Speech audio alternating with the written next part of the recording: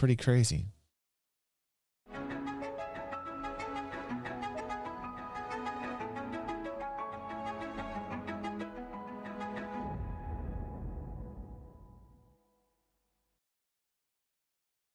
We watched a video last week that got a lot of attention about Germany and what's happening over in Germany and how I believe that freedom of speech is evaporating in front of most Germans' eyes. I got a lot of different comments from people here in the States, over in the UK. I got a lot of comments from people in Germany. And it was very political. Like everything was politically charged. And I get it. I understand it. In this video, I don't want to talk about the politics of anything. I just want to talk purely about freedom of speech, freedom of expression. And I like this dude. This guy's name is Warren Smith. And he's going to break down a 60 Minutes episode that I also watched where Germans are talking about what is acceptable in terms of speech in their country and the route that they're taking their citizenry. And let's just check it out. This is one of the most shocking videos I've seen in a long time. To build their cases, investigators scour social media. There is no surveillance. One of the things that's most disturbing about this is the tone. How do people react when you take their phones from them? They are shocked. It's as though this is so innovative. Look how progressive this is. So we are here with crimes of talking, posting on internet. Crimes of talking. I can't believe I just heard that. They say, no, that's my free speech. And we say, no, yeah, free speech as well, but it is also has its limits. You don't have free speech. If you have this, you do not have free speech. German law prohibits any speech deemed insulting. If it's illegal to hurt someone's feelings, you do not have free speech, period. Yes, sir! You're not gonna hit me! Yes! Right. You have the freedom to be an asshole. You have a freedom to tell somebody else that they're an asshole. Because if somebody is truly an asshole, you have the right to tell them that they are an asshole. That is freedom of speech. Period. Is it a crime to insult somebody in public? Yes. Yes, it is.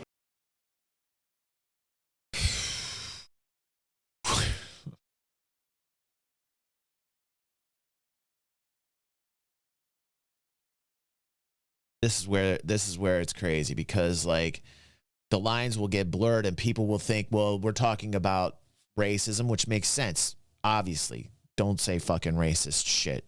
That's fucking stupid, right? People that say it though, man, they're fucking ignorant and they say that shit.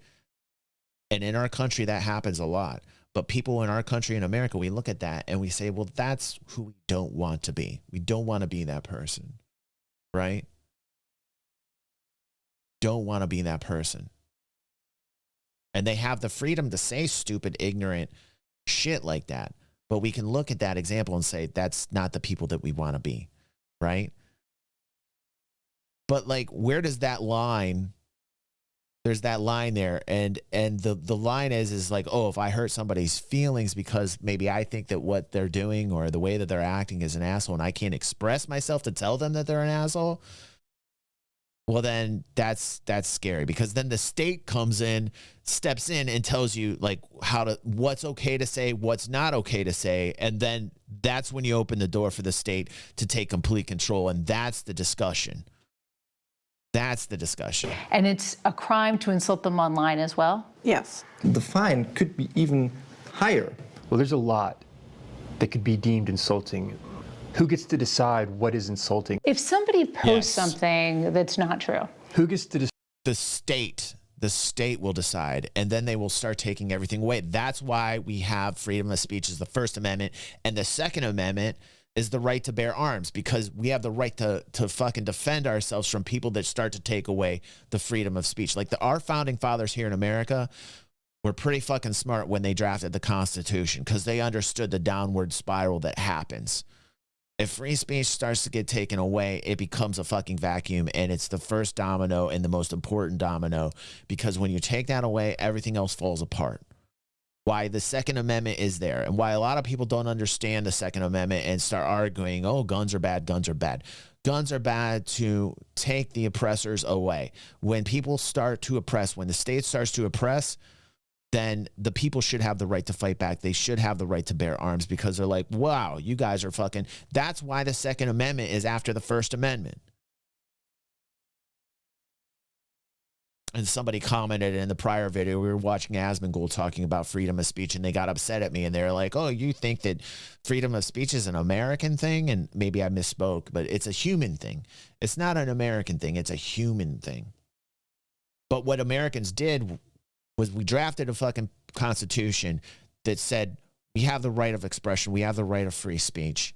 We're smart enough and adult enough to know what's right to say and what's not right to say. And for the people that say the shit that's not the right thing to say, the people that they're adults in the room can point at them and say, don't be like them. Yes, sir. Can I get an amen?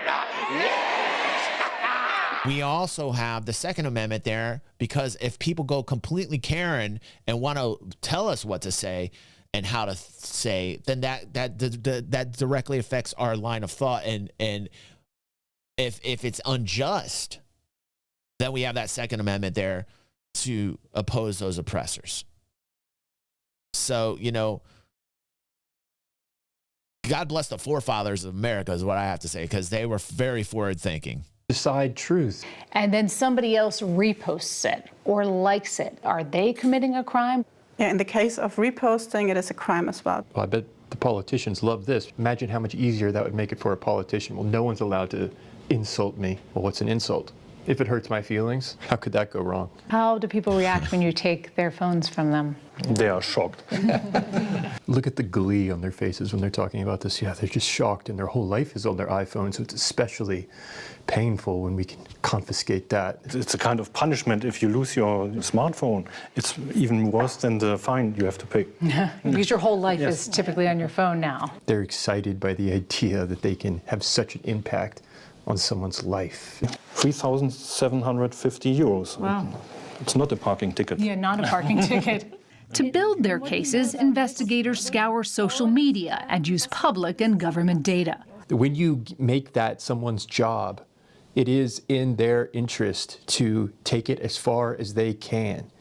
So the task force employs special software investigators to help unmask anonymous users. That department has every incentive to keep business a-booming. The 2021 case involving a local politician, Grote complained about a tweet that called him a Pimmel, a German word for the male anatomy. That is the equivalent of calling someone a dick. If you call a politician a dick, you're getting fined. You do that repeatedly, you're going to prison. That triggered a police raid. It's okay to debate politics online, but it can be a crime to call anyone a Pimmel, even a politician. What if you insult Donald Trump? Donald Trump's a dick. Well, I mean, this is craziness. This is crazy. that should be enough under these laws. You're now fined. Repeat offender, you're now going to jail. So are you sure you want to play this game? Exactly. Yeah. Comments like "you're a son of a bitch," excuse me for using, but these words has nothing to do with political discussions or a contribution to a discussion. You know, this feels like the surveillance that Germany conducted 80 years ago. How do you respond to that? There is no surveillance.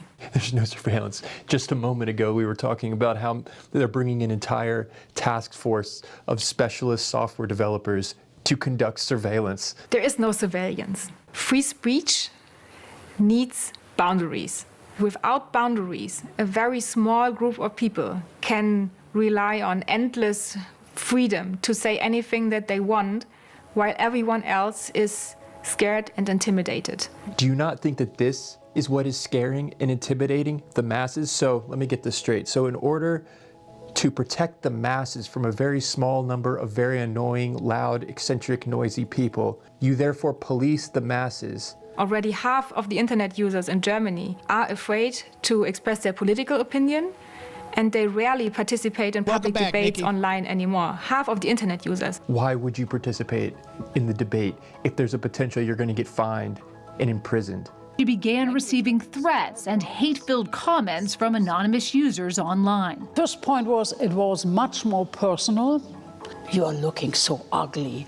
You are an old woman. But you are old, and you are, in fact, a woman. Those are two factually accurate statements. Kunost asked Meta to delete all the false quotes attributed to her worldwide.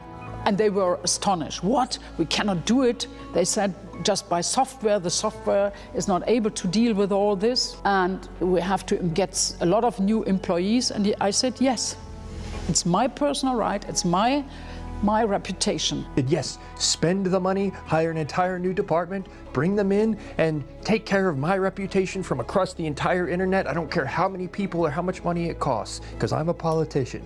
How could this possibly go wrong?